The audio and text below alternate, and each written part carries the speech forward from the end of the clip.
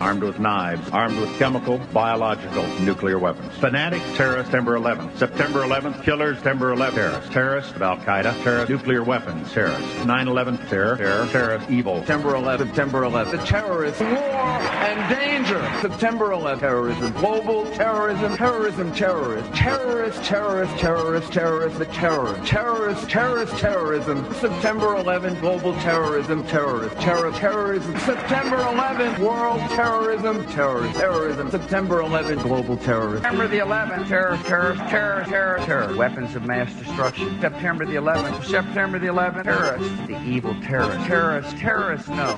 Terrorism. The words are hypnotically repeated. Terrorism, terrorist, terrorist threat, and of course, believed to be linked to Al-Qaeda.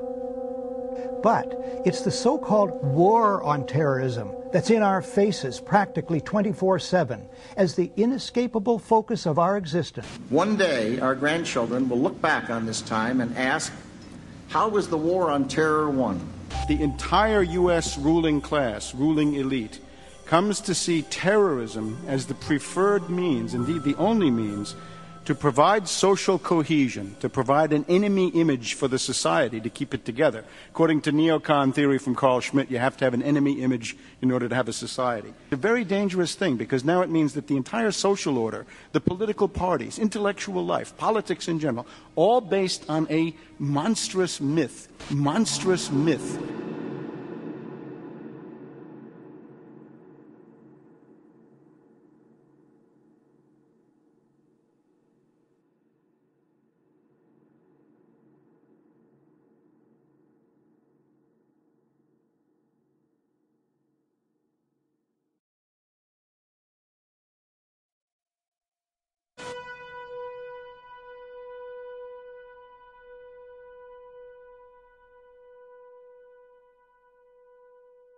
Look, the CIA has done in this country, what they've done to us is unbelievable. Look at the terrorist acts that have occurred. The CIA behind most, if not all of them. We had the Marine barracks. We had our embassy in Kenya. We had Pan Am 103. We had the USS Cole. We had Oklahoma City. We had the World Trade Center in 1993. That helped the terrorists blow up the World Trade Center the first time. They built the bomb. They got the driver's license. The informant, the FBI informant, a fellow named Salam, a 43-year-old former Egyptian army officer, he was given the assignment to put the bomb together. And he went to his supervisor, his FBI supervisor, and said, we're going to put a dummy bomb in here, right? And the FBI supervisor said, no, we're going to put a real bomb. The FBI actually carried out the attack on the World Trade Center in 1993. They actually hired Ahmad Salam and paid him $1 million and gave him real explosives, a detonator, and told him to build a bomb and to give it to the foolish people that he was controlling to allow them to attack the World Trade Center complex. Unfortunately for them, there were only 6 people killed, not enough to pass the legislation. So what happened is 2 years later, April 19, 1995, down comes Oklahoma City Murrah building, 168 people killed. 1 year later, the anti-terrorism legislation that takes away many of our constitutional rights and civil liberties is passed.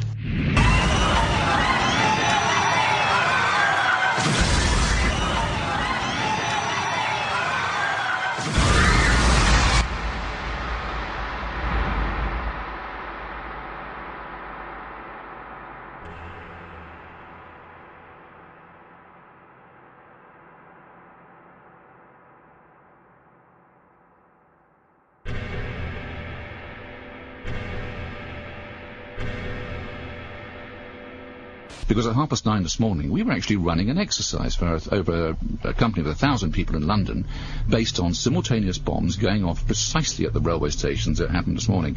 So I still have the hairs on the back of my neck standing upright. To get this quite straight, you were running an exercise to see how you would cope with this, and it happened while you were running the exercise? Precisely.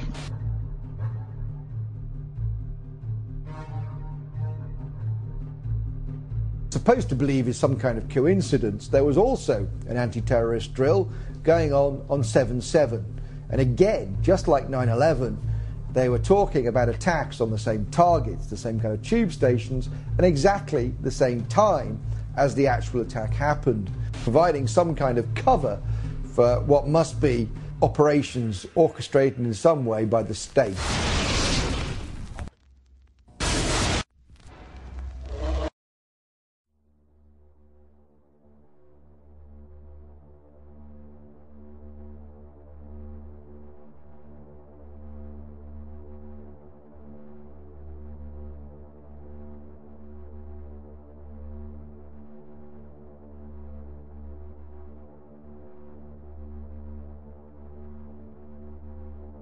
I am absolutely appalled at how much people in this country do not think.